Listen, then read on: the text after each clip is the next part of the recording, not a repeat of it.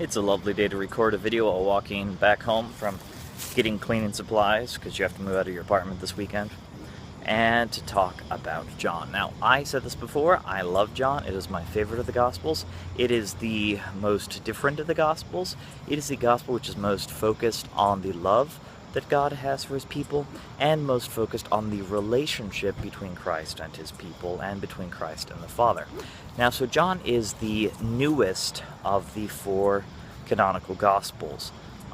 It was written probably around 100 AD or later, according to most of the manuscripts. The early manuscripts are different than what we have now.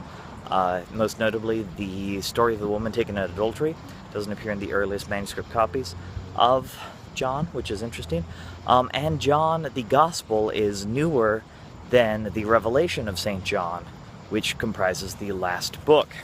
And if you have ever gotten into Bible bashing, if you ever studied Bible bashing from a Mormon perspective, you know that because it's a great refutation of the section Revelations 4 about not adding to or taking away from the words of this book, meaning that should be the book of Revelation, not the entire Bible, because if we were going to follow that strictly, the Gospel of John wouldn't even be included.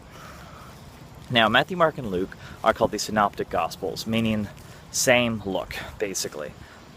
They cover the same stories in a very similar fashion.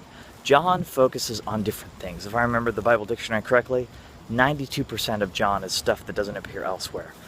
We get a lot more on the ministry of John the Baptist. We get more on the calling of the 12 apostles. We get the great story about Philip and Nathaniel, who kind of don't get mentioned anywhere else. We get the wedding at Cana. So pretty much chapters 1 and 2 of John are things which happen before the ministry, in a period that isn't covered anywhere else. And then, yeah, so really it's just like chapters 3 through 7 or 8 pretty much cover the same span of time that most of the other Gospels do. And then everything from 8 or 9 to the end is him either going to Jerusalem or being at Jerusalem in preparation for the Passover and his final sacrifice. It's from John in chapter 2 or 3, that we learn that Christ cleansed the temple twice. Matthew, Mark, and Luke record the cleansing of the temple when he goes back there before his crucifixion at that last Passover, but John has that as the defining moment at the beginning of his ministry. So it's a nice little book-endy kind of a thing there. John gives us more of a record of his teaching to people outside of Jewry. It talks a lot about his dealings with people in Samaria, which is interesting because the other ones really only give us the thing about the Syrophoenician woman and about the Roman centurion servants. So it's pretty much like John just looked over Matthew, Mark, and Luke and said, you know, I'm going to include all the stuff that these guys left out, these guys forgot.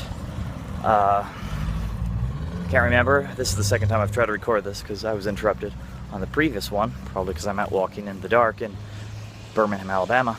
But if you don't believe that John was immortal, there are issues with the Gospel of John, because it was written after John should have been very deceased. But if you do believe, then that's not really a problem at all. So, we're going to talk in future videos. This one's just really short as I'm walking back, and now you can barely see me anyway. We're going to talk about the woman at the well, because it's one of my favorite stories, and about the teachings of the Samaritans, which gets misunderstood and misinterpreted. We're probably going to talk about Nicodemus. We're going to talk about woman taken in adultery for sure. Let me see, what else are we going to talk about? We're going to talk about good stuff, is pretty much what I'm saying. So, look forward to the rest of the John stuff. This is a big hill. I'm out of breath. And I'll look forward to talking about it with you. If you have any questions, of course, feel free to ask them. I like it, because then it gives me more things to look up and research and learn for myself. And that was kind of the point of all this, right? Right. Okay, bye.